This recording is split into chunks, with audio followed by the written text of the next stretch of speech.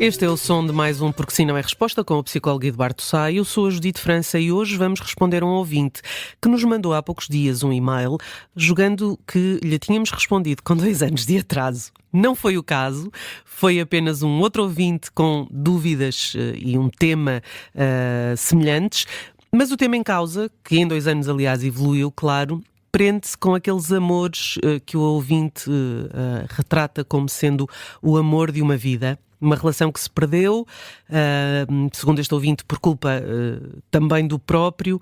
O amor, no entanto, permanece e Eduardo, olá, boa tarde, não sabe o que fazer para superar. Olá, Judite. É muito difícil quando nós fazemos uma leitura em perspectiva da nossa vida e dos nossos amores, e claro, elegermos aquele como o amor da nossa vida. Dá sempre muito mais jeito eleger aquele em que nós estamos como o amor da nossa vida, porque de alguma forma é uma maneira de sermos que, tomando em consideração todos os pequenos pormenores que entram num cheque por ali abaixo, chegamos à conclusão que este terá um impacto tão fundamental em tantas das nuances que entendemos que são preciosas, essenciais numa relação amorosa, que depois, quando o comparamos com os outros todos, parece que nos esquecemos dos outros todos. Não, eles estão lá, mas é que este, no fundo, acabou por ocupar espaço e relegou os outros para um plano muito secundário. Quando se chega à conclusão que se perdeu o grande amor da vida e se reconhece que, de uma forma involuntária, todavia, se trabalhou muito para isso, os remorsos são tremendos. Eu tenho sempre a ideia que quando nós temos a noção, mesmo depois de nos afastarmos, mesmo depois de nos zangarmos, mesmo depois de haver uma espécie de muro que se coloca entre duas pessoas que se amam intensamente, quando se chega à conclusão que aquela pessoa era a pessoa da nossa vida,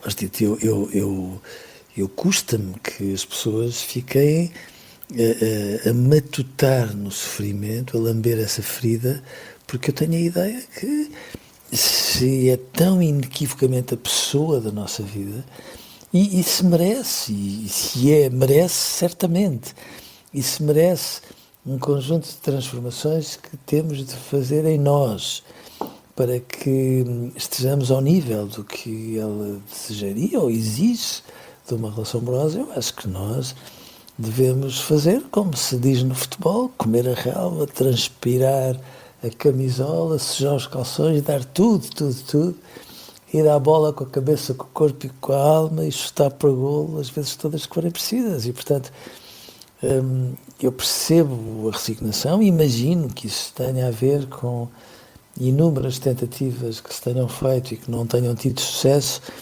Mas eu volto a dizer, quando nós, depois de pormos a sufrágio todas as relações significativas que tivemos, identificamos aquela como sendo a relação da nossa vida, Judite, aceitar que a perdemos sem darmos tudo e mais alguma coisa por ela, é qualquer coisa que não nos deixará nunca em paz connosco e que deixará a outra pessoa sempre com a dúvida de, mas se eu era assim tão importante, porque é que ele não fez mais força ainda para vir atrás de mim, não é? Foi uma relação relativamente longa, de 12 anos, houve fases piores, houve terapia de casal, mas depois, enfim, não foi possível recuperar o que tinha a relação.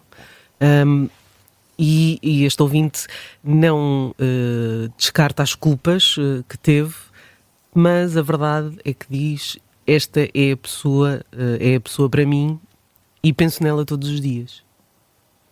Isto deve ser um peso grande, não é? Penso nela todos os dias. É um momento do e-mail muito impactante. É uma maneira de uma pessoa quase se penalizar de uma forma absolutamente imparável por tudo aquilo que possa ter feito mal. Mas atenção. Outro dia, quando nós estávamos a conversar em relação a isto, estávamos também a pôr outro tipo de questões que também são importantes nestas circunstâncias, porque todos nós que temos experiência de vida, e todos os nossos ouvintes a têm, já ouvimos muitas vezes, já escutámos isto de muitas pessoas, aquela frase do género: porque é que eu só dou importância às pessoas fundamentais na minha vida quando finalmente as perco, ou quando finalmente elas se afastam? E às vezes acontece isso, e não acontece por maldade, que fique claro, porque às vezes, sem nos darmos conta, pomos-nos numa relação como se calhar fomos crescendo ao longo da vida, às vezes com as nossas figuras de referência, e às vezes replicamos mais os modelos do que seria o nosso desejo, e às vezes quando aparece alguém muito importante, e sobretudo quando é realmente muito importante, vamos ao nosso departamento de ficheiros secretos e pomos tudo aquilo que faz parte dos ficheiros secretos em cima da mesa, com a expectativa de que essa pessoa nos ajude a reparar, a consertar, a pôr tudo no lugar, tudo aquilo que estava mais ou menos fora de lugar. Acontece com todos nós. Às vezes aquilo que nós pomos neste departamento de ficheiros secretos é um bocado sufocante e é demais, é de uma exigência, claro, exorbitante.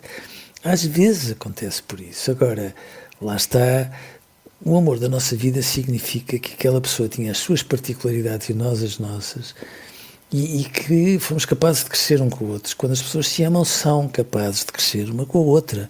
É assim que é suposto.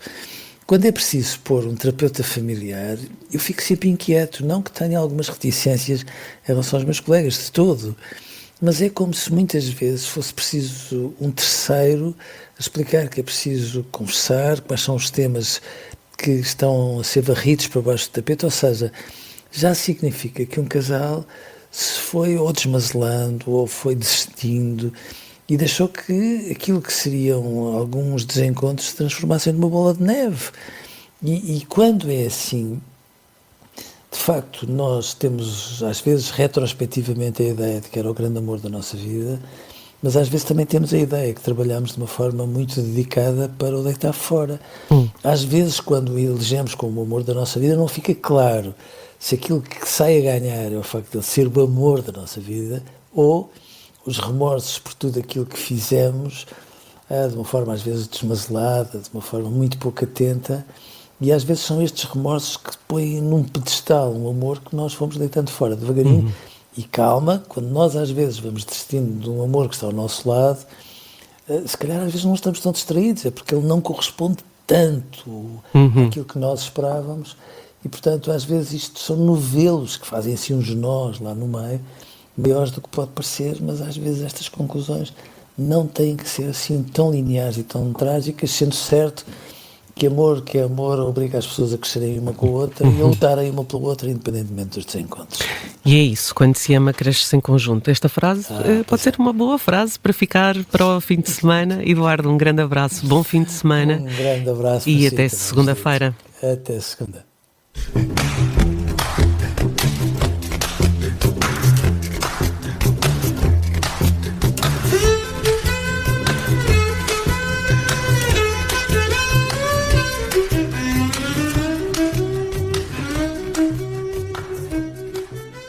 Se gostar deste podcast, pode seguir, dar 5 estrelas e comentar o episódio na Apple Podcasts ou no Spotify.